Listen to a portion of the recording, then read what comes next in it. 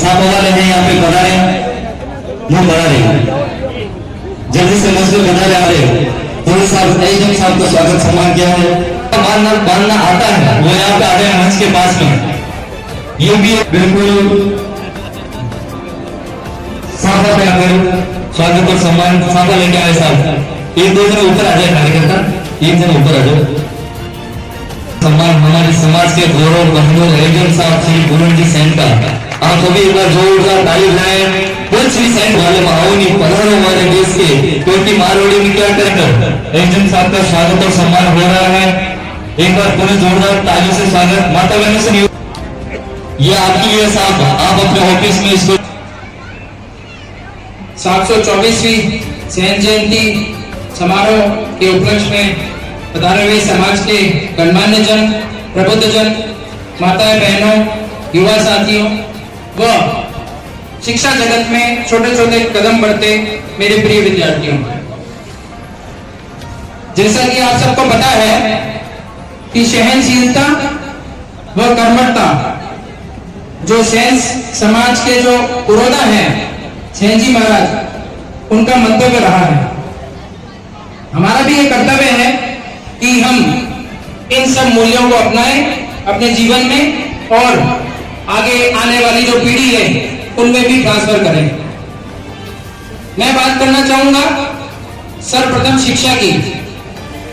शिक्षा के क्षेत्र में हमारे समाज ने कई उपलब्धियां हासिल की हैं, परंतु अभी भी काफी कुछ शेष है, जिसमें संपूर्ण समाज का सहयोग अपेक्षित है। सर्वप्रथम परिवार माता पिता से यह आग्रह है कि अपने बच्चों को पढ़ने दें, जब तक सामर्थ्य है आपका पढ़ने दें। आप भले ही कोई भी काम कर रहे हो, आप अपने काम की पूजा करते हैं, परंतु शिक्षा ही एकमात्र साधन है जिससे आपका परिवार की दशा और दिशा बदल सकती है। आप बच्चे को सामर्थ्यपूर्ण जब तक आप हैं तब तक पढ़ाएं, उसके पश्चात समाज का सहारा लें और जो शिक्षा ऋण उपलब्ध है सरकार की तरफ से उसका भी सहारा ले सकते हैं। पहले लोगों को इसकी जानकारी नहीं होती थी, परंतु आज सब जगह इसकी जानकारी उपलब्ध है। शिक्षा ऋण जो है अच्छी मात्रा में मिलते हैं बच्चों को हायर एजुकेशन में। दूसरा है समाज से क्या अपेक्षा है हमारी। समाज इन कार्यक्रमों में जोश से काम लेता है, सारे समाज एकजुट रहता है।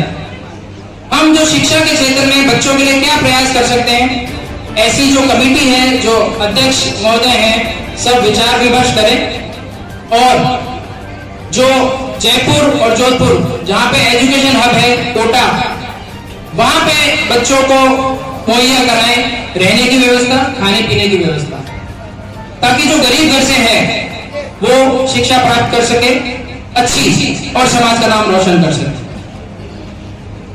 आप लाइब्रेरी बनवा सकते हैं बच्चों के लिए।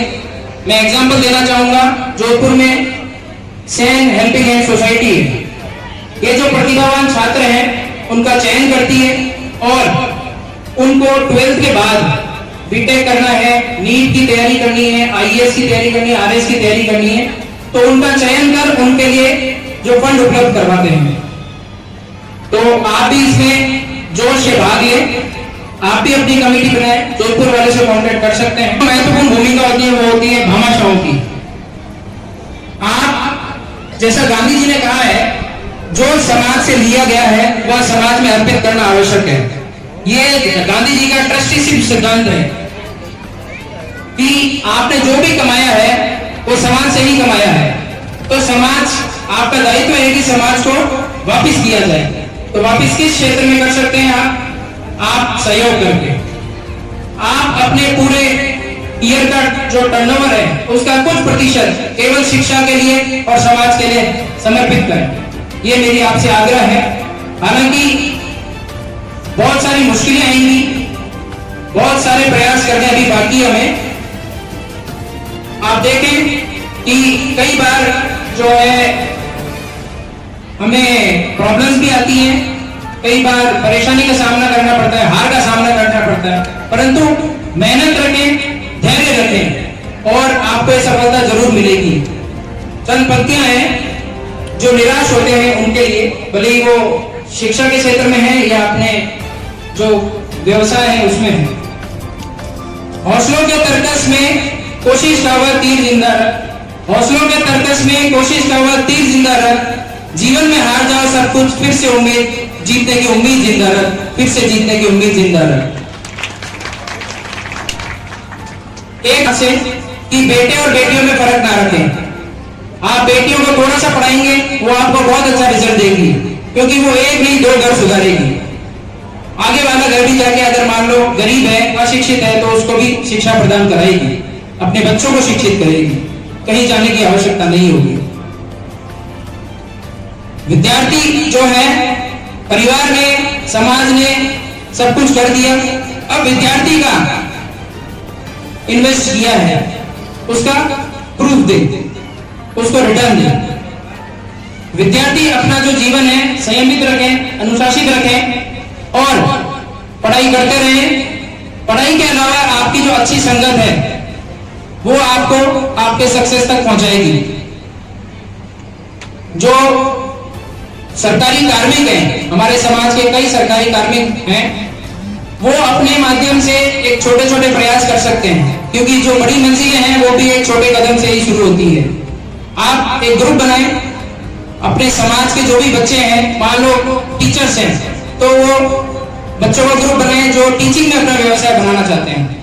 जो इंजीनियर हैं वो अपना ग्रुप बनाएं, बीटेक जो बच्चे करना चाहते हैं उनको गाइडेंस दें, क्योंकि गाइडेंस की काफी कमी है। बच्चे कहाँ जाएंगे?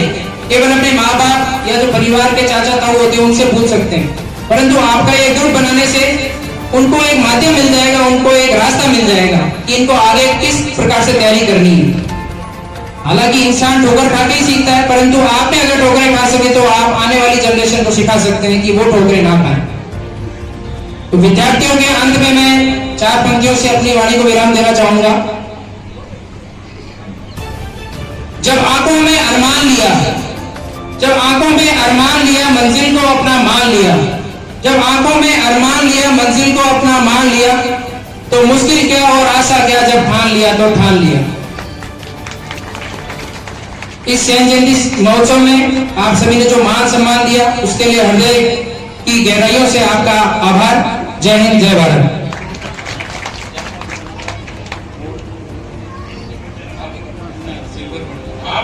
की